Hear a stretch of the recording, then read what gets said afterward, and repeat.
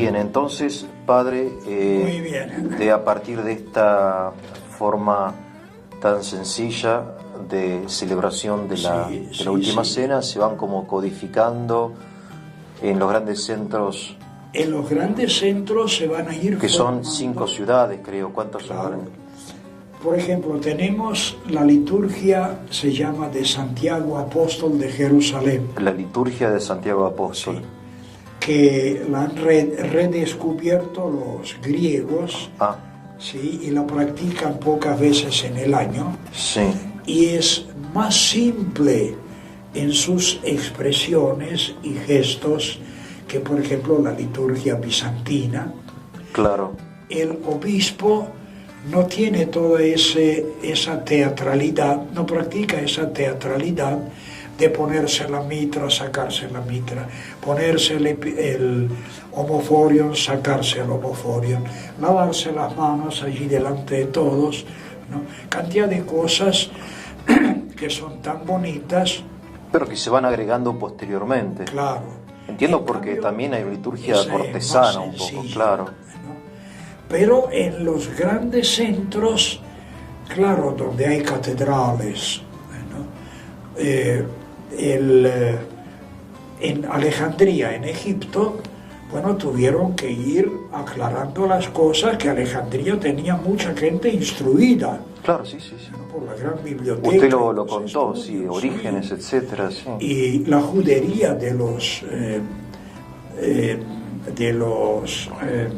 terapeutas, los médicos, que eran monjes esenios que practicaban la medicina por caridad. Mire.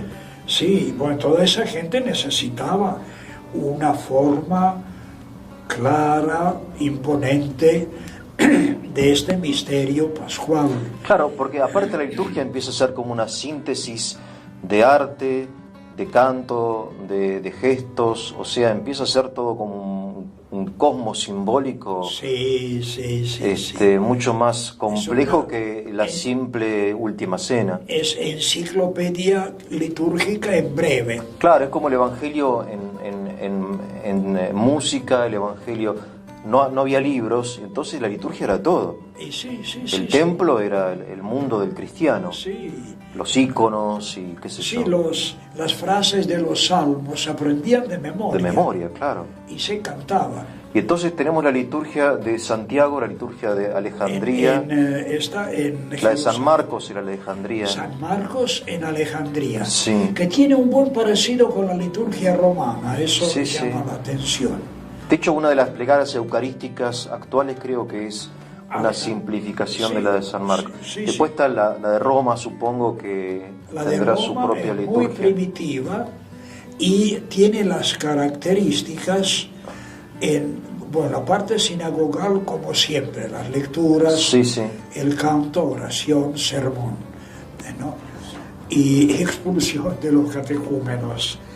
Pero se llega a la Eucaristía y tiene gran parecido con la bendición de la mesa pascual entre los judíos.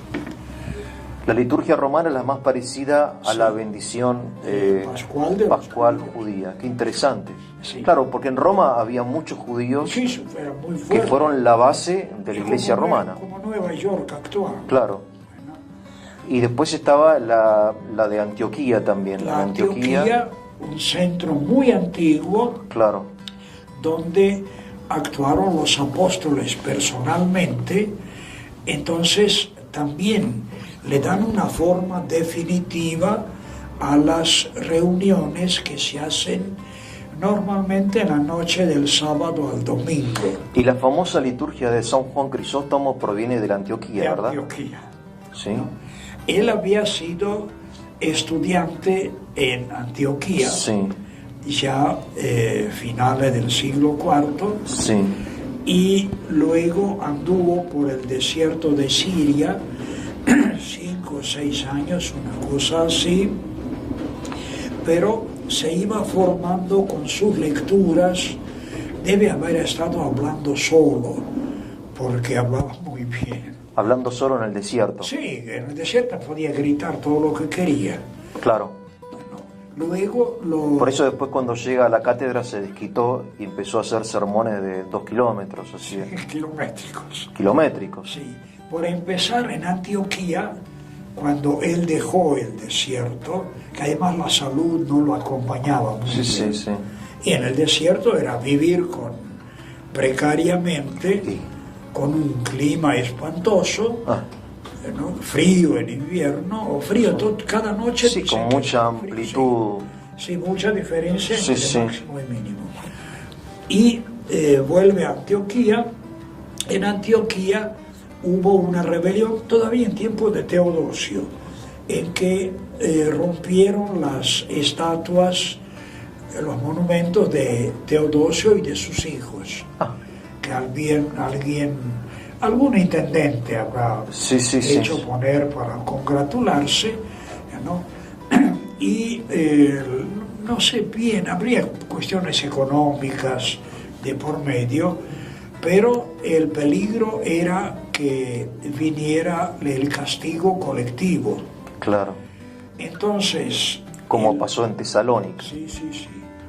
El obispo, que era Melesio, me parece, todavía, ¿no? Fue a ver a Constantinopla, nada menos, al emperador, hasta que llegó el viejo hasta allá, ¿no? Y en Antioquía queda Juan, ese que venía del desierto, y Juan arengaba a los manifestantes. ¿Para qué? Para que se tranquilicen, para que no pase nada, bueno, porque no era gracioso que las tropas intervengan. Claro. Y creo que son 57 discursos llamados de las estatuas. 57. Sí. Con eso se ganó el título de Crisóstomo, boca de oro. Crisóstomo significa... Crisóstoma. Crisos es oro, stoma, boca. De ahí estomatología. Sí, dorada, boca de oro. O sea, Crisóstomo, boca de oro. Sí, y tranquilizó a la gente. Mire. De modo que las tropas ya pueden caminar por la calle tranquilamente sin que pase nada. Un gran orador, Crisóstomo, muy lindo. Probablemente sea el mayor... Espectacular, los sermones de él. Menos en el Oriente, el mayor orador de todos los tiempos. Sí, pero aparte él fue un hombre que sufrió mucho, entiendo, lo fue desterrado no sé cuántas veces. Chocó con la emperatriz de Arcadio. Sí, con la pobre murió en un parto. La emperatriz. Sí, ella se hizo levantar una estatua. Claro. Y el obispo Juan Boca de Oro pronunció un discurso contra esa estatua. Bueno, pero a él lo destierra y muere en el destierro. Ahí empezó. Y después Teófilo de Alejandría, envidioso, que fue raptado en Antioquía y llevado a Constantinopla. De hecho, no quería ser obispo. No quería. Se escapó. Sí, pero el emperador Teodosio II Arcadio. Sí, Arcadio era. Exacto. Se lo hace llevar a Constantinopla, consagrar obispo y que ocupe la cátedra. Claro, lo obliga. ¿Se lo obligó? Lo obliga, sí. Porque él escribe ahí en ese momento un libro sobre el sacerdocio, muy lindo, donde dice que ser obispo es condenarse. Exacto. Es como irse al infierno, porque ¿quién puede soportar semejante responsabilidad? Entonces huye de la responsabilidad. Es muy interesante la conciencia que tenía este hombre de la responsabilidad episcopal. Y él muy grave. Traía de Antioquía una oración eucarística, que es la que se usa actualmente en el rito bizantino, mucho más breve que la de Basilio Magno. La recorta él, ¿no? Sí. La de Basilio Magno original, según los estudiosos, es la cuarta oración eucarística del misal romano, que fue tomada de un monasterio egipcio. Qué interesante. Sí, que los monjes veneraban a Basilio.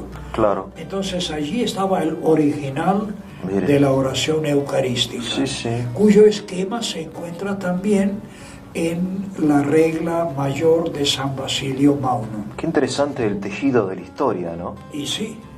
Y entonces cuando llega a Constantinopla, como quería hablar, impuso la anáfora, que así se llama la oración. Usted me dijo que era petizo, Crisóstomo, ¿no? Era bajito. Sí, bajito y flaquito.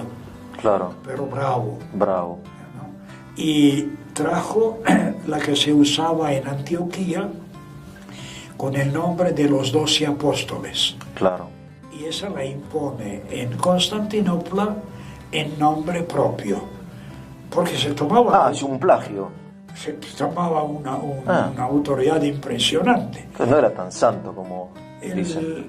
Y era bravo. Era bravo. Pero es un plagio. Sí, Eso hoy sería un plagio. Sí, yo tengo las dos. Mire. ¿No? Bueno. Y la impone y acorta el ritual. Para poder hablar más. Para poder hablar más. Bueno. Y toda esa belleza impresionante de la liturgia bizantina se debe a la catedral, se la llamaban la gran iglesia. Santa Sofía, claro. Santa Sofía. Claro. Que en un lugar así uno no puede hacer una ceremonia pobre. Y claro. Por un lugar tan enorme, tan hermoso, te exige una ceremonia realmente digna. Entonces todo se va como potenciando. Claro.